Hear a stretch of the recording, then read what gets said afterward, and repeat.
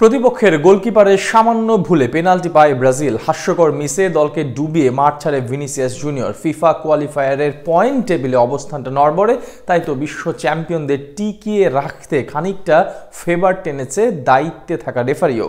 শুরু থেকে শেষ পর্যন্ত ব্রাজিলকে জেতাতে যেন বদ্ধপরিকর ছিলেন ম্যাচ রেফারি। তবে নিজেই যার ভাগ্য পরিবর্তনে উপলক্ষ হতে পারে না, তাদের সফলতায় বরং সাফল্য মুখ লুকিয়ে নেয়।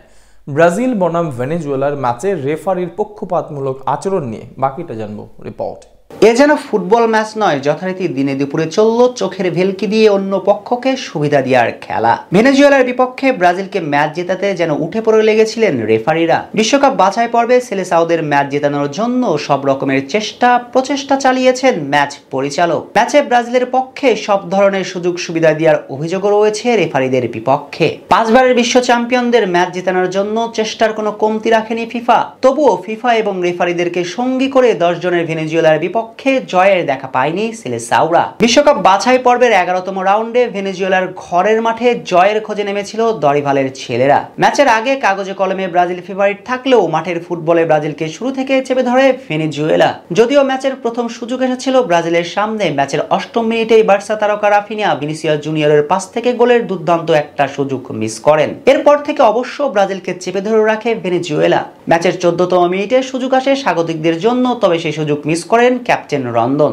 তবে এরপর থেকে খোলস ছেড়ে বের হয়ে আসে ব্রাজিল, আর সে সুযোগে ফ্রিকিক থেকে গোল আদায় করে নেন বার্সা ফরওয়ার্ড রাফিনিয়া। আর 1-0 এগিয়ে বিরতিতে যায় হলুদ জার্সিধারীরা। কিন্তু বিরতি থেকে ফিরে এসে মুদ্রার ওপিট দেখতে হয় ভিনি স্যাভিনোদের। 46তম মিনিটে ম্যাচ ইকুয়ালাইজ করে ফেলে ভেনেজুয়েলা। তবে শুধু সমতায় ফিরেই ক্ষান্ত হননি তারা, বরং এরপর থেকে ব্রাজিলকে পাত্তাই দেয় না স্বাগতিকরা। আর তাতেই শুরু হয়ে যায় ম্যাচ রেফারির প্রহসন। যারা মধ্যরাতে ঘুম থেকে জেগে উঠে ব্রাজিল বনাম ভেনেজুয়েলার ম্যাচটা দেখেছেন, তারা নিঃসন্দেহে মেনে তো নেবেন ব্রাজিলকে ম্যাচ জেতানোর জন্য কতটা অপেশাদারিত্ব আচরণ করেছেন রেফারি। যেন ফিফা রেফারিকে দিয়েছেন বিশেষ নির্দেশনা, রেফারিও সে মোতাবেক কাজ করেছেন। 60 মিনিটের সময় পেনাল্টির কথাই ধরুন না, ভেনেজুয়েলার গোলকিপারের সামান্য কাণ্ডটাকে বড় করে দেখলেন রেফারি, কল করলেন পেনাল্টির। যদি এটাকে পেনাল্টি কল করা হয়, তবে 2014 বিশ্বকাপে হিগুয়াইনের সাথে ম্যানুয়েল নোয়ারের ওই রকম ফাউলের পরেও কেন পেনাল্টি দেওয়া হয়নি, সে প্রশ্নের উত্তরটা কে দেবে? বোঝার বাকি থাকে না ভেনেজুয়েলার বিপক্ষে যে পেনাল্টিটা পেয়েছে ব্রাজিল, সেটা মূলত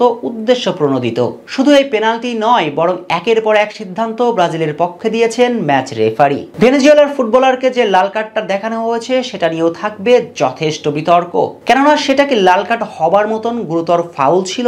যেখানে রেফারি হলুদ কার্ড দিতেই পারতেন, সেখানে দেওয়া হয়েছে লাল কার্ড। রেফারি ব্রাজিলের পক্ষে এই ম্যাচে কাজ করার আরো একটা উপযুক্ত প্রমাণ। ম্যাচে ব্রাজিল একটার পর একটা ফাউল করলেও তাদেরকে দেখানো হয়েছে মাত্র 2টি হলুদ কার্ড। পক্ষান্তরে ভেনেজুয়েলার ফুটবলারদের দেখানো হয়েছে 4টি ইয়েলো কার্ড, সঙ্গে একটা লাল কার্ড। অর্থাৎ হিসেব স্বচ্ছ পানির মতন পরিষ্কার। ব্রাজিলকে ম্যাচ জেতানোর জন্য সব রকমের চেষ্টা চালিয়েছেন রেফারি,